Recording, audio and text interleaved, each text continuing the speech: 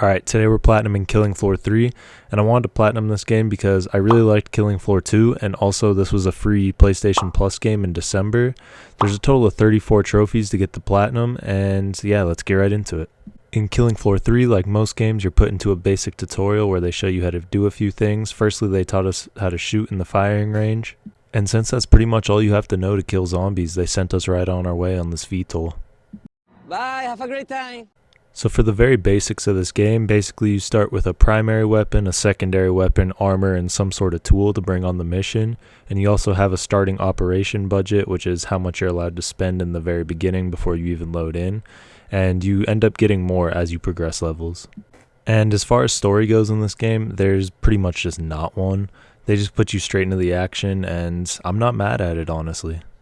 All you have to do is kill all the enemies and complete all the waves, which you can see in the top left corner, the zombie counter along with how many waves there'll be.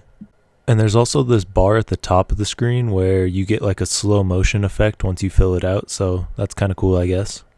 After completing the first and only wave, they take us to a buy station and they show us all the upgrades and guns that we can get, and that's pretty much the end of the basic tutorial.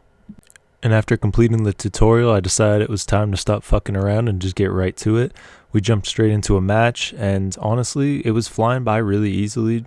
Maybe because I'm a zombie killing master, or also it could have been because it was on normal difficulty.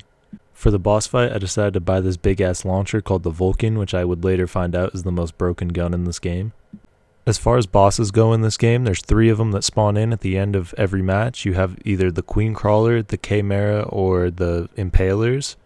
And in this first match, we just so happened to get the Impalers. And I say Impalers because when there's 6 people in the lobby, like there was in my case, that means there's 3 total Impalers that spawn in. And I'd be lying if I said I didn't struggle a little at first. But luckily I got revived and ended up paying it forward to get our first trophy of the video. And shortly after killing most of the Impalers, we had one left, so we all ended up jumping him to get our other trophy for killing it on normal mode, which we'll have to end up doing on every difficulty. And we also got these other trophies for surviving a multiplayer match, and also just for completing a multiplayer match. And after completing that first match, I kind of got cocky and decided to go for the weekly mutation, which is just a weekly challenge that they make, and it's set on hard difficulty, you can't change it. And you also have all those factors in the bottom right where you can't drop your weapons when you die, you can't use any tools, you can't use any gadgets, and you also just can't be revived if you die. Also at this point, I decided to lock in the class I was going to play. There's multiple different classes in the game, each doing something a little different. I ended up picking the engineer just because he used mostly shotguns, and something about using shotguns to kill zombies just feels so right to me. And I gotta tell you, it was perfect. And since my new setup with the shotguns was working really well and our teammate needed some money, I decided to lend him some dosh since I was basically drowning in it anyways. Which got me this trophy. Here comes the money.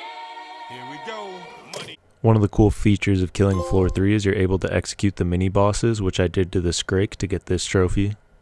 And after thinking I was going to beat the weekly mutation first try, I got to the boss fight and died literally immediately, which was super annoying. After trying the weekly mutations a few more times and being completely humbled, I ended up going back to normal mode where I got trophies for using a multi-tool to open anything on the map, as well as using a multi-tool to open an armor locker. And I also got a trophy for unlocking a turret.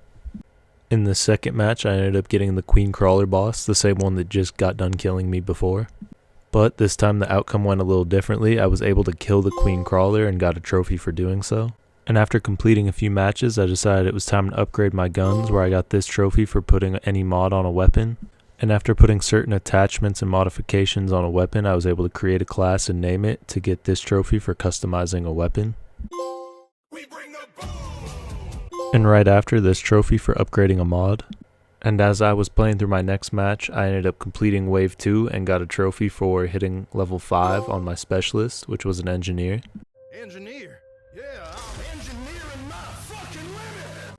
The next 2 trophies I got were from upgrading the skill tree for engineer. I've got the first one just from upgrading it once, and I got the second one from fully maxing it. I also got a trophy for maxing out a mod on my grenade launcher because I absolutely loved using this thing. It just spreaded fire everywhere and it was awesome. In my next match, I ended up getting another execution. This time it was on a flesh pound, and I could make a lot of jokes about this, but I'm just not going to do it and let your imaginations run wild. And the next couple of matches were just spent getting really bad RNG. I got the wrong boss like 5 or 6 times, and I also went to the upside down. Shout out to my Stranger Things fans. And after playing a few matches for probably about 2 hours, I finally ended up getting the right boss that I needed, and I ended up defeating it in order to get this trophy. So with all the normal bosses being out of the way, it was time to start playing on hard mode. And yeah, that's what I did. I got right to it, and on the first match I ended up beating the Impaler to get this trophy. And if I'm being honest, I really didn't notice that much of a difficulty jump from normal to hard. It was pretty much the same, and I ended up beating the second boss in my second match ever, so that was super convenient. And as difficult as this may be to believe, I actually ended up beating all 3 bosses on hard mode in 3 different matches. I guess they felt bad for giving me shitty RNG on normal mode, but I'll take it. And since I had such an easy time beating all these bosses, I figured it was time to revisit the weekly mutation. And honestly, it was going pretty well at first until I ran out of ammo and had to resort to stabbing. 28 stab wounds. However, we did end up making it to the boss fight, but once the bosses showed up, we just got absolutely cooked, I'm not gonna lie. But it's all good because the run right after, I was getting ready to head to the boss fight when... In the third attempt, I ended up making the boss fight again, but our whole team ended up dying besides one person. But little did I know, we were dealing with an absolute gamer, and this guy ended up clutching it up and helping me get the trophy for beating a weekly mutation, along with getting this trophy for completing 10 multiplayer matches. You may remember when I said there's basically no story to this game, and I still agree with that statement, but they tried to add some sort of little story element to this game, which is the trophy we're going to go for next. I had to load into the Army Depot map in order to find this audio log, and the audio log basically just informs us that there's some sort of new mutation spreading, and we need to grab 3 different samples from bodies lying around the map, and once we do that, all we had to do was finish the match, and then we got the trophy pop for finishing the story. The next trophy I got was randomly from activating the zipline, and you may be wondering how I made it this far into the game and hadn't activated a zipline yet. And to tell you the truth, I honestly have no idea. The last little miscellaneous trophy I ended up needing was for healing 500 health, and I ended up just buying this medic pistol which can shoot healing darts that heal your allies over time, and eventually, during the boss fight, I ended up shooting enough of these and got the trophy for doing so. And as I was grinding to be a high enough level to play Hell on Earth, I ended up popping this trophy for hitting level 15. And after I hit level 21, I decided it was time to take a stab at Hell on Earth, and I quickly noticed that I was a lot lower level than most of these other people. And surprisingly enough, the Hell on Earth strategy was pretty straightforward. Find a place where you can try to funnel all the zombies into one spot and just hold down the fort as long as you can. And I have to admit, Hell on Earth was no joke difficulty-wise. There was so many different enemies that my PlayStation started chopping as I was playing the game. And in the first Hell on Earth match, I ended up fighting arguably the hardest boss in the game, the Impalers. But luckily, with us being in a tunnel, it made it a little easier to funnel all the damage on all 3 of them. Beat 'em up! Beat 'em up!